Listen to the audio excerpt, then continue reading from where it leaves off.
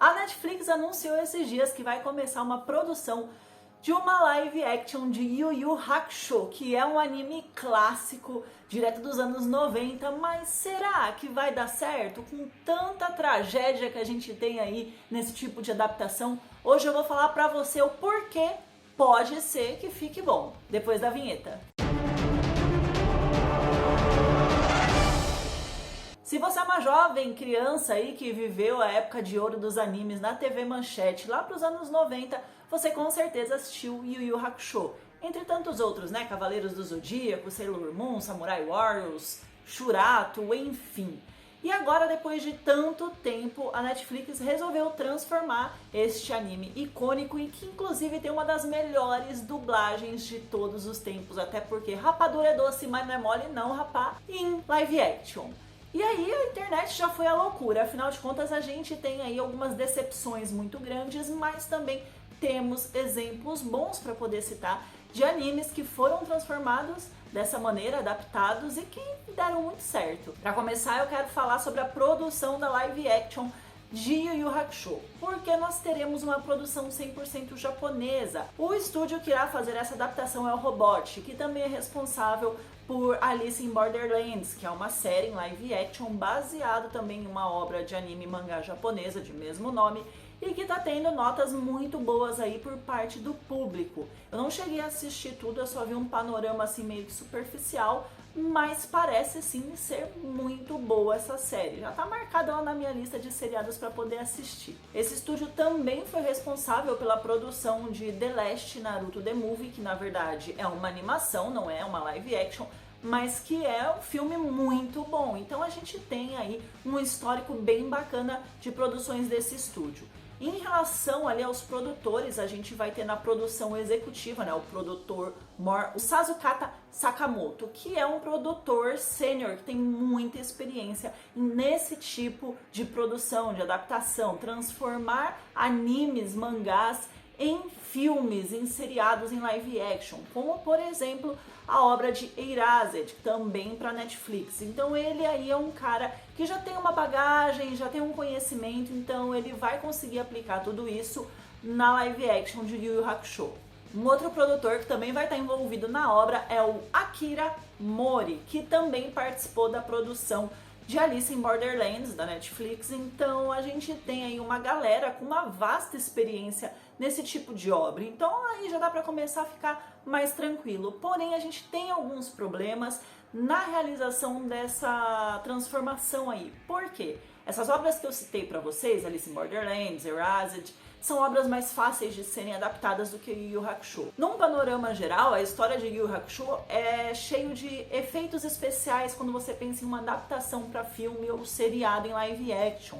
A gente tem ali poderes que saem da espada, flores brilhantes, rosas voando por tudo que é lado. A gente tem alguns personagens que são muito característicos e que vai ser difícil você fazer isso em CG, em computação gráfica, sem ficar estranho e sem destoar muito ali do cenário de pessoas, né, ao redor, porque imagina você botar o Toguro lá de computação gráfica junto com um Yusuke do lado, pode ser que fique um pouco estranho se não for muito bem feito. Apesar de que se você assistiu a live action de Bleach, você viu que os hollows que eles fizeram ali foram muito bem feitos. E nem foi por um grande estúdio e também não teve um investimento financeiro muito alto. Então pode ser que mesmo assim eles consigam fazer esses efeitos especiais e ficarem bacanas sem ser algo assim muito bizarro. A gente tem a questão também dos voos, né? Afinal de contas, a gente tem uma personagem que voa numa vassoura, a gente tem lutas que acontecem no céu, ou seja, eles estão flutuando ali. E como é que isso vai ser feito sem ficar bizarro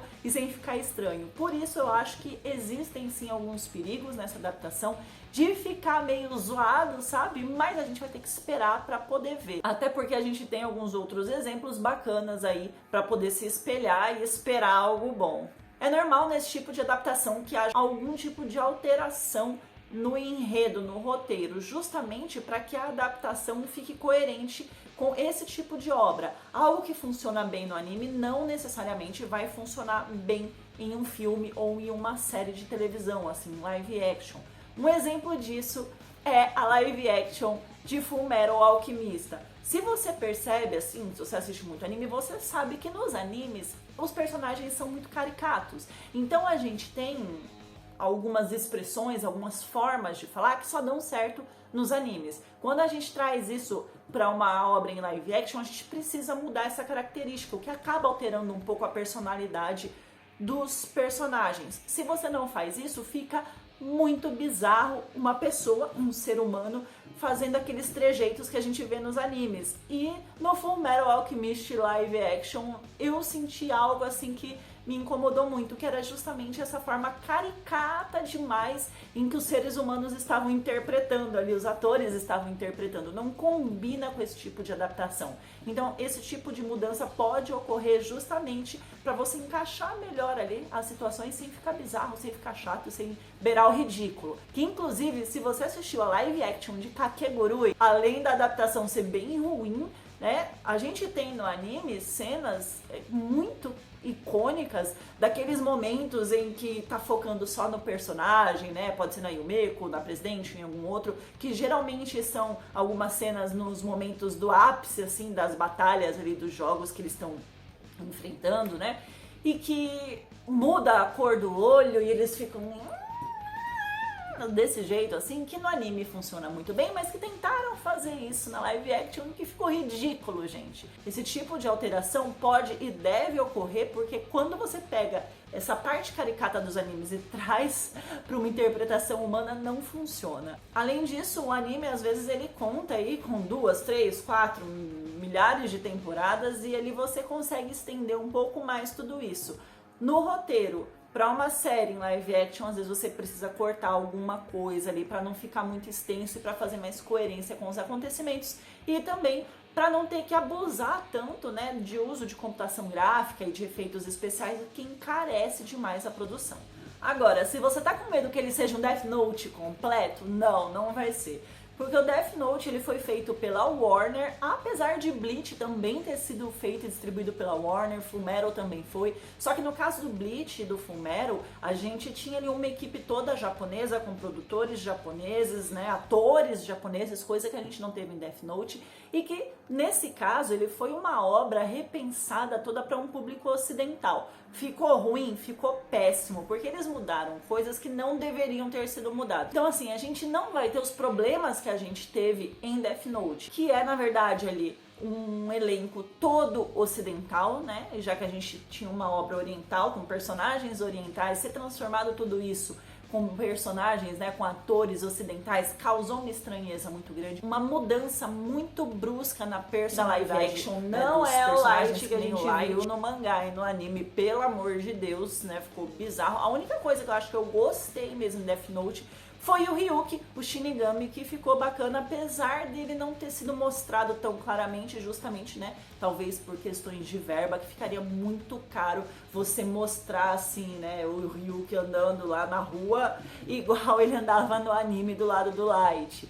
Mas mesmo assim, é uma visão muito ocidental, coisa que a gente não vai ter no Yu Yu Hakusho, tem toda a produção japonesa, então não corre o risco de ficar esse desastre total que ficou o Death Note. Vamos esperar pra ver, vamos esperar como é que vai sair. Eu tenho uma expectativa boa, mas eu não vou criar expectativas incríveis, porque quando você cria muita expectativa, você pode acabar se decepcionando, então é melhor manter tudo aqui embaixo pra hora que sair, aí sim a gente ficar feliz com o resultado. Conta pra mim aí o que você tá achando, se você tá com medo, se você tá empolgado, se você tá animado. E não se esquece de deixar o seu like aqui nesse vídeo, se inscrever no canal, ativar o sininho das notificações para toda vez que tiver vídeo novo você ser avisado. E até a próxima. Beijos. Tchau.